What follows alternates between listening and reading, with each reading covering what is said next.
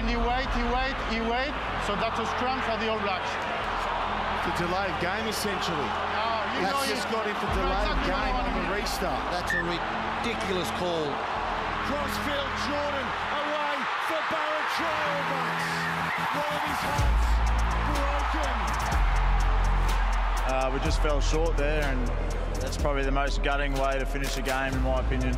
90 seconds left in the game, and he cracked under pressure. One of the biggest moments, one of the biggest games here in Australia.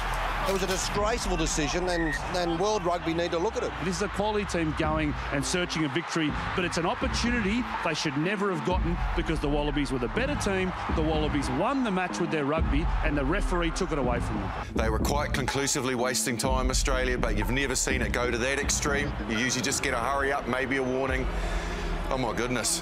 Look, this Test match had everything. This doesn't happen unless a conversation's been had with the referees about this, about time wasting. You know, calls like this and, you know, his own teammates telling him to kick it. Yeah. You know, so if they're saying it, right? They know that it's exactly milking it. Yeah. Just disappointing. We couldn't, you know, put it to the corner and get a contest there, but, you know, the ref's got a job to do to you know, ref the way he sees it, and that's what he saw, and we weren't good enough to front up. It's just disappointing. We're talking about a referee call after such a great game for 80 minutes. Found ourselves down 31-13, so to fight back and get ourselves in front showed a lot of character, and disappointing way to lose it. One of the worst things you've ever seen? A reserved comment on that, but yeah, look, it's a tough one to take. What a controversial decision to end a crazy midweek Bledisloe Test match. Kia ora e te whānau, hello and welcome. Kirsty away, having a long weekend in Melbourne. So I am joining you for today's breakdown, and joining me, I'm very lucky to be alongside Sir John Kirwan, Mills Muliaina and Jeff Wilson, who looks beautiful in blue today. He asked me if his eyes looked grey or blue in that shirt, and I'd have to say blue, Jeff. You can come back anytime. Yeah, thank you very much. I know the way to your heart. There we go. So we just looked at some of the fallout from the All Blacks' 39-37 victory against the Wallabies, which saw them retain the Bledisloe Cup, but it very nearly wasn't. The ref copping most of the heat this week. A big decision to penalise the Wallabies for time wasting.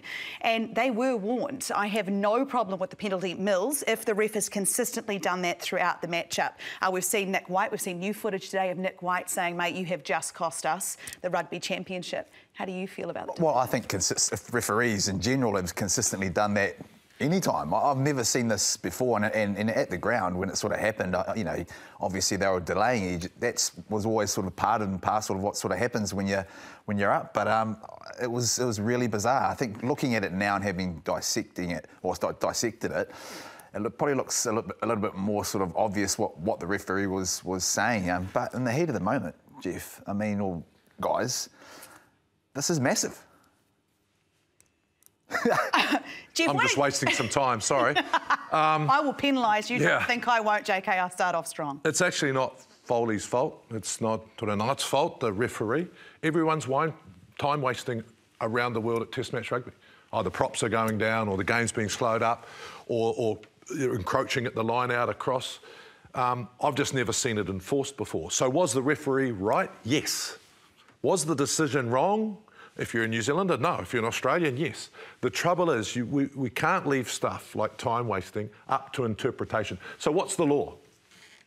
Take the shot, take the kick. Well, take the penalty. Yeah. You have to take the penalty within a reasonable time. OK, so what's a reasonable time for you? A reasonable time for me is the fact that you're not standing around and waiting and watching when you've been given and directive to kick the ball. So why did he stop the clock? Because he felt as though it was taking too long. Exactly. So the ref was right, but unfortunately, no one's seen that rule for 150 million years. Yeah. I've seen it once in my career, and I'm really old, and it was for a shot at Gold Mills. So my problem is, was the ref right? Yes. Was it in the spirit of the game? Yes, because it's part of the rules. But we've got to start thinking about time wasting as a whole, and how do we change that? Look, I look at this from a perspective that, and I agree, he had every right to make the decision. I don't think in this case it was probably appropriate for it to be made then. It may have been the wrong time to make this call. But I think this is in some ways the opportunity, and we haven't heard from World Rugby, surprise, surprise. They look at what they want their game to be in 12 months' time. at a Rugby World Cup? What is it they want rugby to become at the international level? The fact that manipulating the amount of time that the ball is in play based on what the score is, whether you're down to 14 men, whether you're weak in a particular area of the game. I'm a little bit fatigued. I'm going to sit a prop down so we don't restart the game. All areas that clearly frustrate fans and frustrate people who want to see the game being played. But that's up to World Rugby to decide the type of rugby they want international rugby to be going forward. And whether or not they want to change this, I don't know. The powers that be, Sir John Kirwan, Mills, Laura, that's the Northern Hemisphere, clearly have an influence on how the game is being played. And international test rugby is for everyone. So what's in the best interest? Is this a case where, how do we change the course of this game? Or is the international game just the international game and we live with it?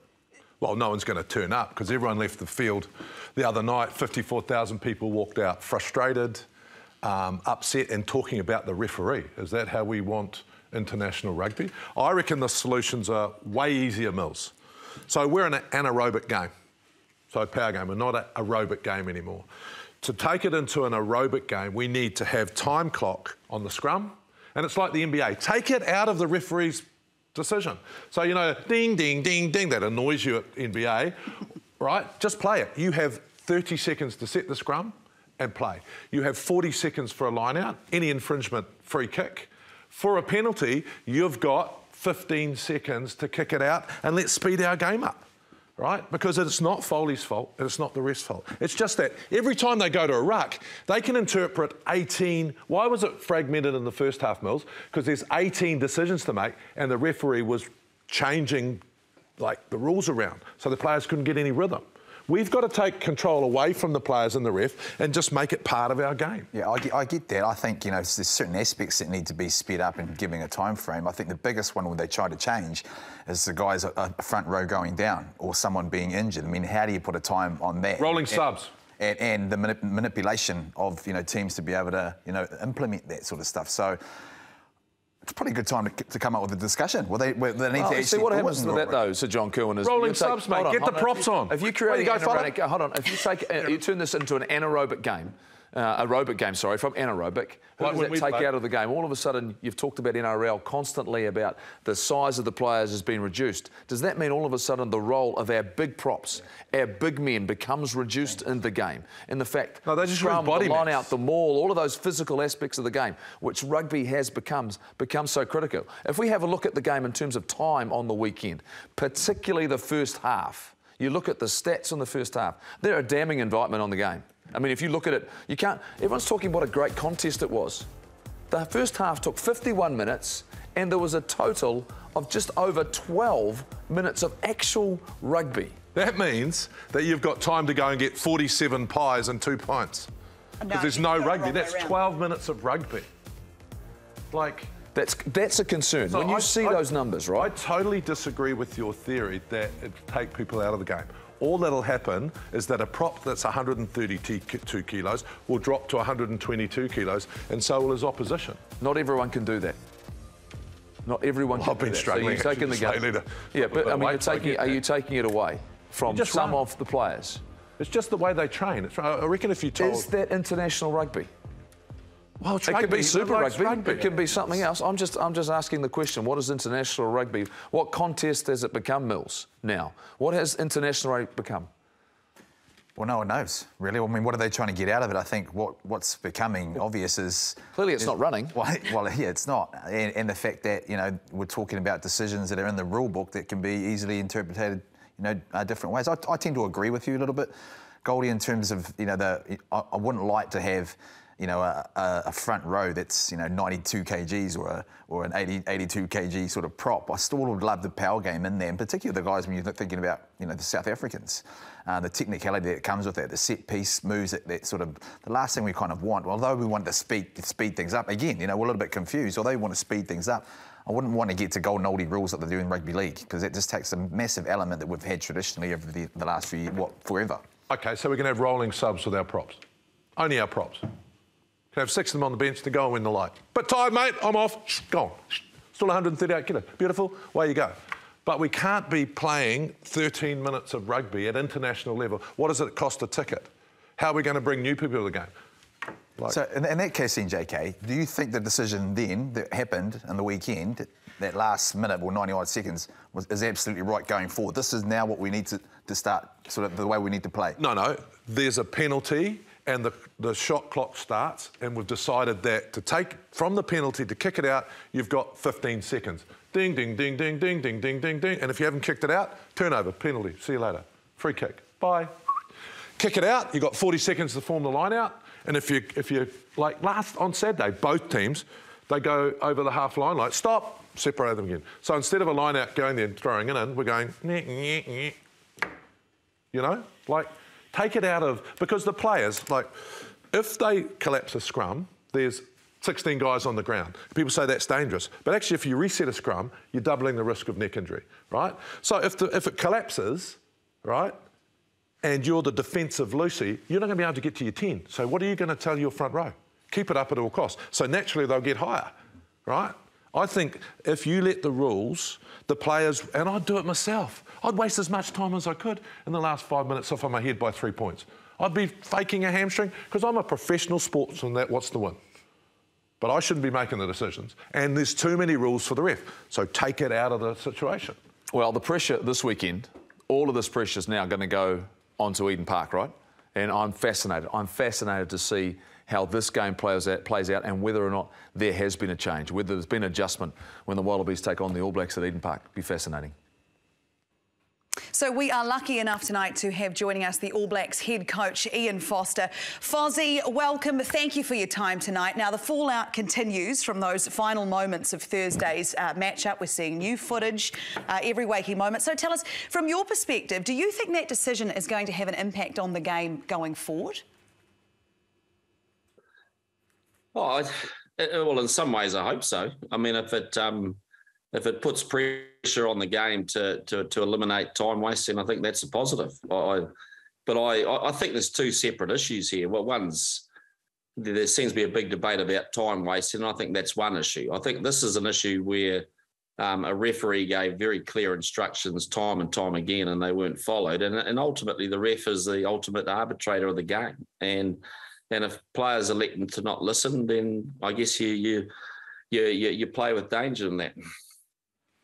Fozzie, it's been a really interesting championship so far for the inconsistency across the whole tournament from all the squads. But also during the game, we've noticed that the ebb and flow, the inconsistency is higher than normal. I mean, is that something that you're worried about or addressing or thought about? Yeah, look, it's when we study the game, you certainly look at the ebbs and flows of a game, and it's I don't think anyone has probably put an 80-minute performance together that they would sit back and say, well, they've nailed everything there. Even our performance in Hamilton, I thought our third quarter was a little bit flat for about 15 minutes there. So, we're certainly, cognizant that we're trying to grow our concentration and our game understanding for 80 minutes. We certainly had a flat patch, and I guess between about the 57th minute and about the 70th minute where we really allowed, areas that I think we've been strong in with our defence. We got quite sloppy there and let in 3 tries, and the Aussies were good enough to take that. So, they're a team that never stops, and if we stop again on Saturday, then we've seen what can happen. Fozzie, really keen to understand your selection this week. Who's available, in particular, Ardie, whether he's back. Some would obviously be forced because of injuries, but does it excite you that some of these guys are now going to possibly get an opportunity to get some test match footy that haven't seen some of that game time? Yeah, look, it's we've had a great run with injuries, haven't we? I think we've got through most of this championship without having many. Suddenly we sort of had 2 in the same position within about 3 minutes, with Davey and Quinn, and obviously with Sam's head knock. A couple of other niggles have come from the game that we'll have to assess, tonight, tomorrow when we get all the medical reports. So yes, there will be some opportunity, but that's exciting, Mills. We all know that. It's we've got squads that have trained their butts off really to get the team ready, and everyone's got to be ready to play. And again, it's it's going to come down to a bit of a final, a bit of a decider, and someone's going to get a chance to run out there. So that's what Test matches are about, and we'll certainly be ready for that. Fozzie, the majority of your Test matches this year have been decided in the last 20 minutes. JK talked about these inconsistencies that teams are suffering from. Is it frustrating? How do you believe you can deal with that, the fact that that is when these Test matches are going to be won? And how do you prepare numbers 16 to 23 for that responsibility? Yeah, well, I think when you look at the last part of the game, there's always two views on the last part of the game. It's like when you're playing in South Africa, the second test, we were down with 15 minutes to go, and South Africa took the lead. So I thought we showed great composure to come back. I thought in Argentina, in Christchurch, again, we were up and I felt quite comfortable, and then we got a bit blinkered in that last quarter. So it depends whether you're up or down, and certainly in Marvel Stadium, up at 31-13, it reminded me of the first Bled last year. I think we were up 33-8 with 15 to go at Eden Park, and they scored 3 tries at the end and made the loss a little bit tighter. So, it just proves you just got to play to the 80, and we're going to work through that in the next 24 hours about what happened with us mentally in that particular spell. But the flip side of it, we did allow Aussie in, but we certainly had a last opportunity to win a game, and we took that. And so there is some positives out of that. A lot's been made of that refereeing decision, but all he gave us was an opportunity to win the game, and we were probably good enough to do that. So in that aspect, I was really pleased the way we finished. Fozzie, what would you do to change the game around time wasting? If they said, right, Fozzie, you've got 2 things that you're allowed to do, because I reckon if you leave it up to the players, I don't blame the players, because I would have done exactly the same myself to slow the game down the last 3 minutes. What do we do to actually take the control off the ref and off the players to make our game a bit faster? Yeah, well, I know you've probably got a list of about 10 things, JK, so you probably thought about that a bit more than me, but I think we've already trialled stuff in New Zealand last year at super level with the resets of scrums, speeding up that process, and that was very successful. And it'd be great to see that flow through to the international game. I think huddles and taking your time when you go to lineouts is another one. And then how we deal with constant injuries, particularly the front rowers around line out and scrum time. It's how we deal with that aspect, and that's balancing the need to speed the game up versus I guess the safety aspect, and that's the trouble that we have. But last week's game, a great stadium, indoors. Ball and play was, I think, down about 5 minutes from our test before, down to 28 minutes. So it is something that we want to get the minutes high. We want to play, and we try to do everything we can to do that. Ian Foster, I want to thank you so much for your time tonight. All the very best for Eden Park. Looking forward to it. Thanks very much, Steve. Mills, what did you think of some of his suggestions there to help with the time wasting? Yeah, well, sort of dodged a few, but I think he's right. I think the stuff that you've spoken about, the line-outs and in particular, speeding that sort of side of it, obviously, having that gap is still pretty crucial. But I think there's a balance. What I'm interested to see post this is, what World Rugby say, because they always come hard after something sort of happened. They referee it, and and then all of a sudden, 3 months later, it's gone. I think they'll be more concerned that it was 31-13 and we didn't put the game away. This should never have happened. I think they'll be more concerned about that, because those are the things that the All Blacks can control. We should remember, JK Wright, this wasn't the All Blacks' fault. None of this would happen at the end of the game was their fault. They got presented with an opportunity and they went and did what they did to try and win the game. So, but they'll be looking at the fact that this should never have gotten the position. And I think they're more concerned about, OK, it'll be status quo, we're back to normal, it's another test match. They won't be thinking about time wasting, they're thinking about being better. Not Foley's fault, not the ref's fault, not the rules' fault, the interpretation of it. That's as simple as that then, is it? It's enough said. Is that just closing the door on it? It's the interpretation of the rules that changes every week because there's too much in the hands of interpretation. Hence, does it make you nervous for 12 months' time going to a Rugby World Cup? If there's so much interpretation out there, so many big games coming up, Does it make you nervous? It makes me nervous because you've got Northern and Southern Hemisphere referees on different planets. The ability for World Rugby to anticipate and change the rules at any sort of speed worries me. We're going to need a longer show if we're going to go down this road, I think. Particularly with what we've got coming up now, right? Yeah, we have got a bit on, and he's been watching from Australia. Former All Black Andrew Mehrtens was reporting for Stan Sport. He was on the ground at Marvel Stadium. Mertz, as you can see and hear, Jesus, a bit on. Have you been surprised by the reaction and the retaliation from Australian rugby off the back of Thursday night's match? Hi, Laura. Hi, team. No, not really, because they thought they were in with a chance to win the test. And so, you know, the Wallabies came back from a large deficit. They played really well to get back in the game. They seemed to have done enough at the end to have that win. And then, you know, from an Australian perspective, it got taken away from them by a refereeing decision. So, no, it probably doesn't surprise me. You're right, Jeff, with what's coming up. You've got the wrong person on if you want to trim down the show and not talk much about refereeing. But, look, to be honest, and I'm not a massive fan of Mathieu Raynal at all at the best of times, but I don't think that decision was his worst of the night. Far from it. I thought it looked a little bit incongruous in the situation. You know, Australia had just earned a penalty and they, you know, were kicking for touch and stuff. So it did look a little unfair if you take a really objective standpoint. But like you guys said, the All Blacks, what are they going to do? They get given an opportunity. They scrummed. They did well to get over the line.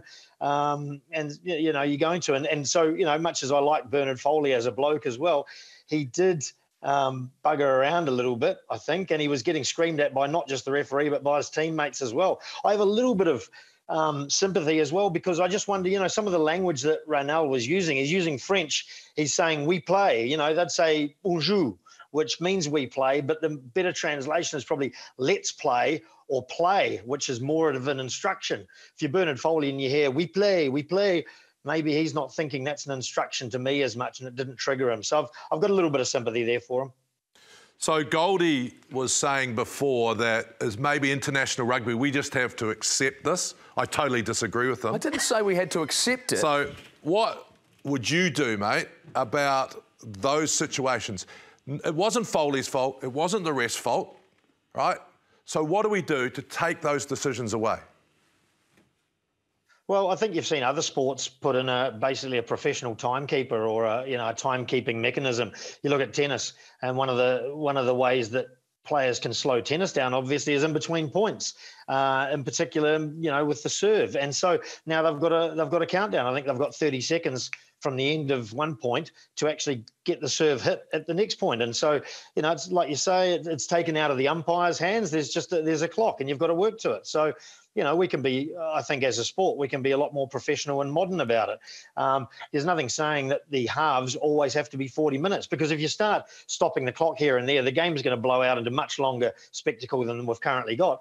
Okay, so make the halves 30 minutes each and stop the clock every time there's a scrum set. The professional timekeeper restarts it when the ball is played at the back of the scrum. If there's a try, you stop the clock there. You don't restart it until the kickoff is taken. So there are ways you can do that and bring it down to 30 minutes a half, but you'll still get effectively the same amount of time for people at the stadium, and you'll get a much higher proportion of the ball in play. Mertz, I'm keen to move on about time. So let's talk about the Wallabies, mate. I mean, Valentini, Leota, Samu, man, they were massive, you know, for the Wallabies in terms of getting them back into the game. Is that how the Aussie media are seeing it too? Yeah, I think so. Absolutely, and particularly Pete Samu, to have the legs on him at the end of a game, which had been pretty torrid, was quite astounding. I've got to say, I think the stop-start nature of it, when there are lots of stoppages, does play more into Wallabies' hands than to the All Blacks. So, you know, they did come home pretty strongly. So they're pretty proud of that, and rightly so. You know, down 31-13. You'd normally probably expect the All Blacks to close that out, especially when there are a couple of players off the field for the Wallabies. So, yeah, they fought back into it, fought really well, kept firing shots, and those big boys in the back row, they were absolutely the key. Mertz, what are you seeing from the All Blacks? When you think about their inconsistencies and their performances, where do you feel as though they need to get better in a hurry? Oh, yeah, I think it's inconsistent, isn't it? You know, I think their skills this year probably haven't been at a consistently high level that we've become used to with the All Blacks. obviously defences are getting more and more fierce, ferocious, faster off the line, and that reduces your time. But yeah, I think the All Blacks haven't been quite as clinical as we have grown accustomed to in the last 12 or 15 years. You know, the pass from Ioane to Beauden Barrett, I can see what Rieko Ioane was trying to do there. You know, he was suddenly got caught in between, didn't pass the ball straight away, didn't run it further himself, got somewhere in between, and it broke down there. The Hoskins Sotutu little chip ahead, I don't think we'll see him make a poor decision like that again in his career. We haven't seen it up till now. So there were a couple of chances there that the All Blacks did have to score points, and we'd normally see them put those chances away pretty ruthlessly, and they haven't quite been doing that this year. A lot of former Wallabies have come out and said the Wallabies were the better team on the night. Do you agree? No, I thought the game was pretty even. I think, like I say, with the number of stoppages, and that's another, not time wasting, but it's another issue we've got to address in rugby, the number of things you can get away with as a defensive team and earn a penalty where you probably don't really deserve it. You know, just sticking your hand on the ball when it's, you know, close to a tackled player on the ground without trying to steal it, that gets you a penalty. Limpiting and latching on to the tackled player on the ground, that can often get you a penalty as well. So we've got to clean that up and provide a bit more, I guess, favouritism for the team with the ball. But so, no, I mean, Australia, I think it was an even game. I think the All Blacks dominated and just didn't take their opportunities. The Australians took their opportunities more. But to say that they were the better team, I think that's stretching it a little bit from the Australians. But they did really, really well. And in the context of the number of injuries they've had this season and the depth that they're building in the squad, I think they're going along pretty nicely. Andrew Mehrtens, thank you so much for your time tonight and for sharing that beautiful view with us. It looks lovely. Yeah, well, it's not my apartment. I had to come to Justin Harrison's because he now owes me dinner after that loss we had a bet on. He's had a shocker in the kitchen just before he mistook his head for an enormous potato and tried to wrap it in tinfoil, put it in the oven. So anyway, that's not my view, but it's nice to come into you from Sydney, especially after a win. Well, that's a lot of information right there. Thank you, Andrew Mehrtens. Really appreciate your time. Right, we are going to take a short break, and when we come back, we discuss the Rugby Championship decider at a sold-out Eden Park. We'll see you soon.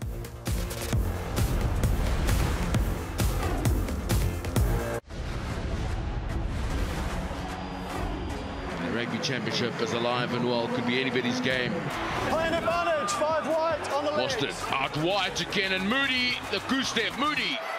He's a metre short. Hendrickson! The penalty try. Hendrickson. Malcolm Marx around the corner. Quick ball for the Springboks. Jaden Hendrickson sells the dummy. Marx in control. Looking good. Over. Centerfield created options both sides. Trevor. The inside ball was not forward. On the attack, they're looking good. Moroni! Nothing wrong with the grounding. Fast attack. Mostert.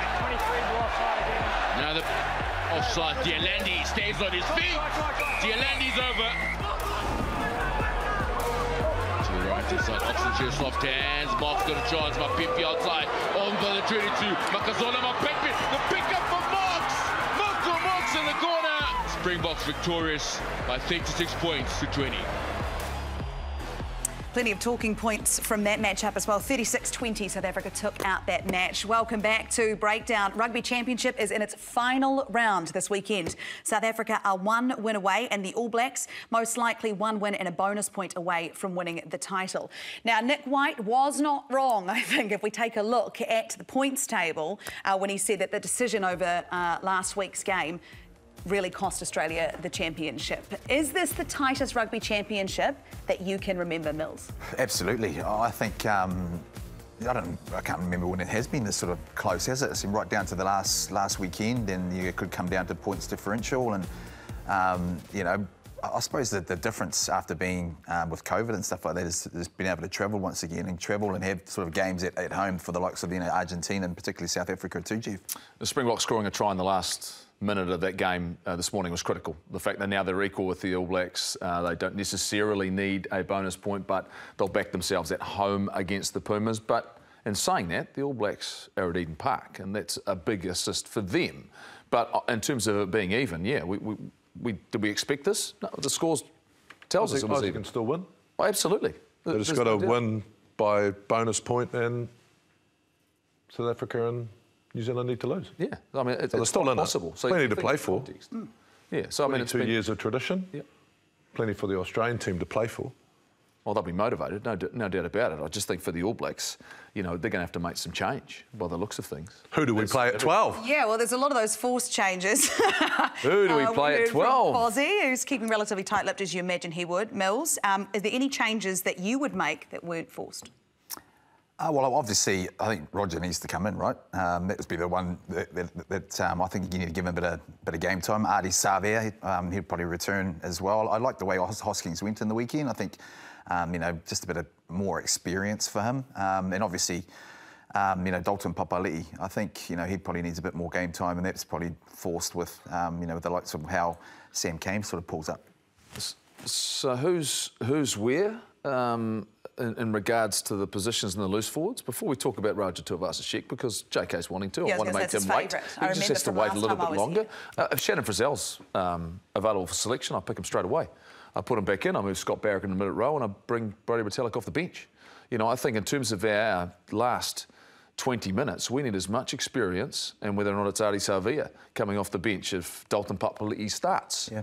And whether Hoskins Sotutu deserves another opportunity.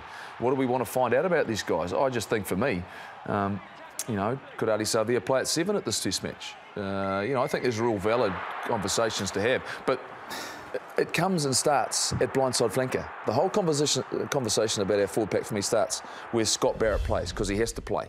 And if Shannon Frizzell's fit and available, I'd like to see him back in there because I think he's been a difference maker for us. JK? Your reply. So I don't think he will start Roger Tuivasa-Sheck at 12, Mills. I would like to see that. Just throw him in the deep end, but we've got the cup in the cupboard now, Bledisloe Cup. We want to win the championship, but if you're thinking about World Cup, I'd like to see Roger Tuivasa-Sheck start, but I think he'll play Geordie there, and I think he'll put Will at fullback, because I think we're struggling out wide with our defensive pattern, especially our outside-in defence pattern, so they want to see other guys there. I think Frizzell will come straight back in. Would I give Hoskins another crack? I personally would. I think he's going to be really, really good. I think he needs to go to the deep, dark place a little bit more in the last 20 minutes, and I think you can only learn that by playing. So I think Sam Whitelock needs a rest, but maybe we'll get him through the last one, and then he's got a bit of time off and they're going to Europe. But for me, I think the biggest decision is what you do with Geordie Ballard, because then you change your whole back line. You know, will the fullback, what are you going to do on the wing? Who comes back in? Nuku might come back in.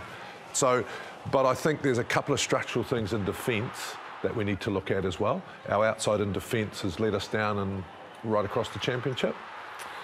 But we've got the cup. Play Roger. I think that's the key thing. I think it gives them the comfort now we've won the cup. And often people will say, well, don't mix things up, you know. I think we need to do that. I think he's been probably wanting to do that for a long time, get guys out in the field and get them to the experience they need in Test match footy. OK, I know there's history behind Eden Park and things like that, and there could be the view that we might go there and lose it. I wouldn't be necessarily concerned if that sort of happened. I still think we've got the players to be able to go out there and win well. I think it's a chance now for Ian Foster to really try and grow more of that depth and have guys like Hoskins, you know, back up once again. You know, get maybe, you know, if guys need a rest, put them on the bench, right? But add a guy like Tupou Vaa'i out there. You know, he was outstanding during, you know, Super Rugby. So I think growing more depth for the bigger picture would be my view of this. JK's pointing his pen. I've got a question. When he's pointing his pen at me, all of a sudden... I'm going to get a talking pen. I have a question for you, because if we do that, if we play Roger at 12, we only make one change. If you put Geordie, you have to make 3 changes. What would you do if you're a little bit worried about...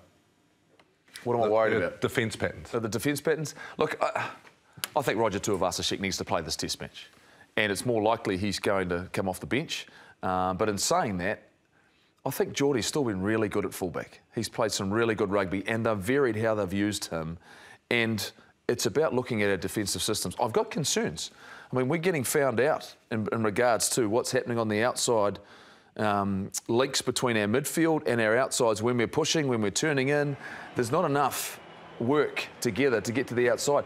Some of Rieko Ioane's work is remarkable using his speed, but I think at times we end up quite often with two players defending one guy, and there's not enough torque for me that's enabling guys to shift, and guys are getting on really bad angles.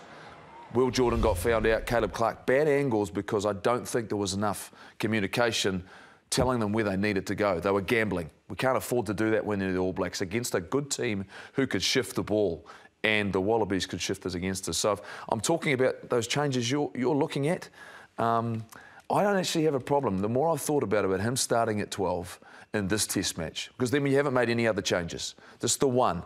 The only thing is you've got to find some more distribution, you know, because that's what, and a kicking game which David Havili was adding. I just want to go back to your point, JK, and yours as well, thinking bigger picture, and, you know, you've got a World Cup 12 months away. But this is an All Blacks team that's been under pressure that, like, I've never seen as an All Blacks fan. So can you really afford to be thinking so far long-term when right now it doesn't seem to be the perfect finished product as is? No, I think it's a great question. No, you can't. That's why I would play Roger, just because it's one change. We've got some problems with our structures, and I'm sure they'll get better. I'm not worried about it. We've got new defence systems, I get that. But if you play Roger, you find out about him and you only make one change, Mills. And you know what it's like when you're talking about combinations, right? Yeah, exactly. And all it becomes is one person moving into that role. The downside of that is what was just starting to blossom is that sort of combination of, you know, Havili, we bring something different. The kicks, you know, the cross kicks from him from second phase out. Roger doesn't bring that, you know. So what are you trying to bring in terms of whether he goes out there? I think he needs experience. He needs to get out there, but otherwise, why pick him in the first place? But let him grow into that, get his footwork going, and sort of, you know, work him into the game. So it's a different style. But then on the back of that, you know, who are you going to play out a bit wider? You know, what sort of their roles changed as well. When you talk defence, you know, when they're trying to fix defensive stuff, it's to bring someone in there under the pump where he's, you know, he's only first year of rugby. We probably won't see consistency that we're sort of asking for because of that sort of reason. But this is a great time now for Ian Foster to be able to do that, I think, because we've kept the Bledisloe. You know, he's kept his job. We know where we're going in terms of the Rugby World Cup, but also gets Roger some experience, some key experience in a big match. You know, going forward for the, for the bigger picture. It's a precarious time for the All Blacks, there's no doubt about it. Now, life after rugby can be scary for a lot of players. James Marshall is taking the bull by the horns and making it happen with What a Lad podcast, and not one but two big coaching gigs. We caught up with him to find out how he's juggling it all.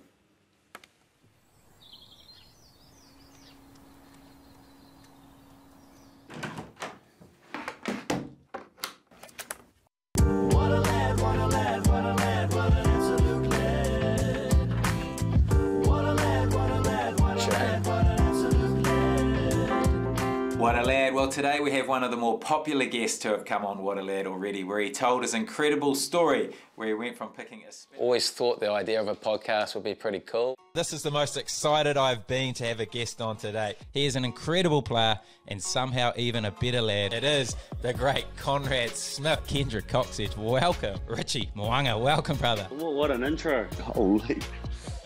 7 episodes was the goal, and I think I'm up to now about 160 or something, and just loving it. I was thinking maybe a comeback was coming. The success has sort of surprised me a little bit. It's just been awesome to, I guess, get messages from people after episodes and saying how much they've taken out of that, or how awesome it was to hear what that guy was really like. So the boots are all hung up now. Are you getting itchy feet? The season started? Absolutely not, mate. The Nicky could probably do with a 13 too. The team naming came, I was like, I'm not going to be named. And then when it finally did, holy. My rugby career, I think it was 12 years in the end, starting here in Tasman. There was moves every sort of 6 months. Started off with Italy, then up to Taranaki and the Hurricanes. Headed over to London Irish, Red Sparks in Japan, and then Hurricanes to finish. The back end of my career, once I hit sort of 28, 29, I was really struggling on my left hip in particular. Struggled to put my left sock on and left boot on before a game. It became a real mental battle for me to prepare myself for trainings and get through the week, and COVID actually hit and I wasn't really playing for the Canes at the time, and I went up to the coach's room and said, how about this is a good opportunity to get my hip surgery, and in the back of my mind I knew that I was unlikely to return to the game. The coaching transition happened really quickly. I just had my hip surgery. I think I was still on crutches. I heard the news that Carlos had left the Hurricanes, so I had a call from Jason Holland asking if I would fill his role for the remainder of the season. I was literally one day down in the players' locker to the following day up into the coach's box. Swap sides. One of the great coaches around. What a lad. I asked Tasman if I could sign with Tasman as a player. I signed with them for $1, and that was just purely to learn as much as I could as a coach. I was purely there pretty much to learn off the likes of Andrew Goodman, Clark Dermody, Shane Christie. It's great news, team. Great news. One of the media fraternity is now going coaching with the Crusaders. James Marshall, welcome to Super Rugby, mate. Yeah, the Crusaders opportunity came out of nowhere. Like, I was preparing for this Tasman season. I did promise my wife that I wasn't going to chase the coaching dream because we'd moved the family so much. But when you get that phone call from Razor, you know, the most successful team in Super Rugby history, pretty hard offer to turn down. Oh, thanks again for coming on the What a Lad podcast, mate. Always. Yeah, I don't know the full plan of what's next for What a Lad, because obviously the Crusaders' job's going to be pretty intense. It's something that I really want to keep doing. Potentially in the off-season might be a good chance for me to keep it going and making sure I can give players a platform to share their stories or share what they want. Absolute honour having legends like you on the podcast, so I really appreciate you giving up your time. You're a lad.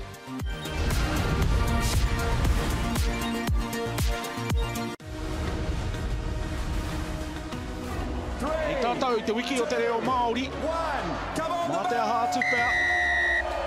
I haere I tō tātou reo rangatira. Ki te kēmu rangatira o Aotearoa. Ora aua ko te pautaha tūwhera. Funaki. Arawe te rao, te tuku tuarua. Kua piro. A TJ Perenara. E noho moke moke nei te hira Ranfurly. Oh, kua taukinga, ringa, ringa. Mawai mani. Wauki mai te pōra. Oh, go! No reira. Aha koa. Te kāri ko whai ki runga i a Perenara. Ko wiki tōria te whanganui a tara. Te kloria o tēnei, te hira Ranfurly. Kua tuhia ki ngā mata.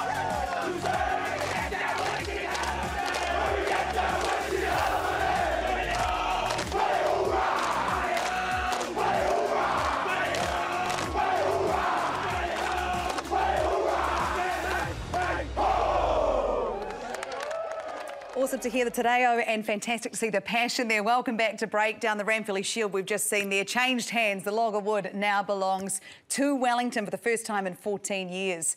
But we are moving to the business end of the NPC, and it is time for our panel to pick their winner. Now, Jeff, fresh off Bay of Plenty's big win, who is your winner? Who's my winner? I tell you what, I commentated at the Waikato team during the week, and I tell you what, they look really, really good, really balanced, really deep. They've had some guys on the bench that have made an impact for them. I really like the way that they're playing this year. It's nice to have someone like Damian McKenzie on your roster. They brought him off the bench on Wednesday night against Southland. You know, I really, really look at this squad and I'm impressed with what they're doing. I had Hawke's, funnily enough, 7 days ago, I actually had Hawke's Bay was the team. We ran out of time on the show. But for Hawke's Bay now not having the Ranfurly Shield, I think there's a real come down from that. You can build on that, and I think they'll find it really tough to get themselves back up. I'm picking Waikato. Mills? Well, it's hard to go past Canterbury as well. Waikato do look very, very good, you know, but the other teams, particularly Tasman, I've found that they haven't found consistency. You know, they had a few All Blacks come back, a few weeks ago, but they're really struggling with their game. So in terms of that sort of the odds, Paul, you know, Auckland as well, they're struggling with a bit of So I think you might be right. Waikato could be the team, but you know, Canterbury, there's some fire there too. Is that picking one? Is that picking one, or I think all I heard was just Canterbury choosing multiple both times. Waikato. Well, my heart always picks Auckland. Yeah, I could have said Otago. My emotional side says Auckland. I think that, do we have a Shield challenge the next week? Just a question, because that's what normally the hardest game to win. I think Hawke's Bay will bounce back, because when you lose something like that, you need to grab hold of something. But I think the most complete side at the moment is Waikato, and we've got the best ever bench impact, amazing player that we're missing in the All Blacks that can turn a game on its head. In Mackenzie, I can't wait to see him back in the All Blacks, because if you think about this week and you think about Roger Tuivasa-Sheck, who do you put on the bench? Actually, you put Damian McKenzie on the bench, because he can cover 10 on the wing at a pinch and fullback. So the answer was... Beauden Barrett? Eh? What are you doing with Beauden Barrett if you do? Well, that's right. You just put them both out there. And good luck, and let teams chase us. Yeah. Yeah. I look at the results on the weekend. North Harbour just had a really good win against Northland, and a lot of these teams that get momentum. Look, I'm taking a stab of it. We talked about the Rugby Championship, Laura, being close. I think this NPC, when it gets to knockout time, any one of the 8 teams that make it could win. Let's have a look at the standings right now. Let's see where it all sits. So, JK, talk us through what you see here. What is this telling you? That I picked Waikato and I was right. But it's not... Perfect. Well, that'll do. No, that's fine. We'll wrap it up there. Well, I think for Wellington, Wellington have got a Shield challenge, I think, this week, and it's Waikato going down to take them on and play it on. So if you think about the teams that have had momentum, but you look about the way things have played out and the wins and losses, I mean, reality is there's a lot for these teams to play for. And Tasman are a team who are defending champions, who haven't managed to find their feet this year. I think across the board, and it's going to be important. Home field advantage will take its toll, and then all of a sudden, the other thing is, what happens close to the end of year tour? What happens then with some of those players if they get selected? Do they come out of the NPC, for an example? Doesn't Damian McKenzie, is he there for the final match if he's in there? So all of a sudden, there's some things that will still play out. But if you look at what I have noticed, is it's a seriously high-scoring games this year. You know, been massive scores. Is that what we expect when we get finals time? I'm not so sure. What do you think of the new format, Mills? Yeah, I was just going to say that it's probably justified why they've gone to that new format, because anyone can beat anyone on the day. You know, they didn't have enough time that everyone played everyone, but I think that 8 and home advantage is going to be really key. So you know, the mixing of that in the final few weeks before that sort of happens is key. So love it. That's exactly what we sort of were after. You know, that's sort of that closeness. It'll be interesting to see what happens. Now, we've had a lot of rugby legends on this show over the years. I'm sitting next to 3 of them. One very special servant of the game is being celebrated on October 6th. Of course, I'm talking about Buck Shelford, and you can join him to celebrate him and his career. Tickets and tables are available at the website that you will see pop up very shortly. Now, JK, you had a tribute dinner. What was it like? Is it a bit weird? Yeah, no, it's very weird. Because you're still alive, you know what exactly. I mean? So you're just hearing everyone talk about you. I toured Australia once with this old Italian guy. He was my manager, and he saw all these statues of like Laurie Daly and stuff, and he says, mate, like, our statues of the people that lived 1,000 years ago, you guys are still alive. But I think Buck will love it. I was embarrassed and didn't really want to do it, but when you're there with your mates and they're talking about rugby and it's not too overdone, it was just a really lovely evening, and you know, Buck deserves the accolades. Now let's take a little look at a clip of the dinner. Shelford coming into his own. What a great run by Wayne Shelford. Shelford going right to Deans. And that's Shelford. And that's a try for the All Black captain. A remarkable game.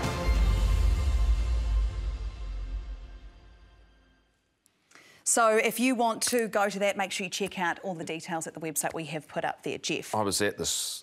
What was it like? It turned into a bit of a roast, which was quite good fun. It was, yeah, all of a sudden you had someone you could pick on. It was really, really clever. But before you go, you got us to pick our teams for the NPC. Oh, you can't just sit there and select your side. I mean, make it very, very clear. You've got to justify it. Well, Canterbury, because they're Canterbury, and I think that's all I really need to say. Now, before we go tonight, because we are running out of time, I'd love to get your predictions for Saturday night. Obviously, sold out Eden Park just very fast. You've got like one word. Yes, All Blacks, Wallabies, JK. All Blacks win by 12 and under. 12 and under? All Blacks for me, plenty of spice. All Blacks. All Blacks. All Blacks. Just like that. Well, how about that? Well, thank you guys so much for all your thoughts and feelings tonight. Of that, there were a few. Thank you very much for joining us at home. We will see you next week on The Breakdown. Brilliant ball. Damien McKenzie's in. Intercept. Josh Timu. He might go himself. He will. Intercept, and they look to race away. The Stags will have too much pace, will they? You bet. Tucker drops it a standing grubber kick. Narawa's racing. Narawa gets the bounce. Narawa will score. Now the pick and go Lakai, but the right arm available. They're going to win the Shield for the first time since 2000.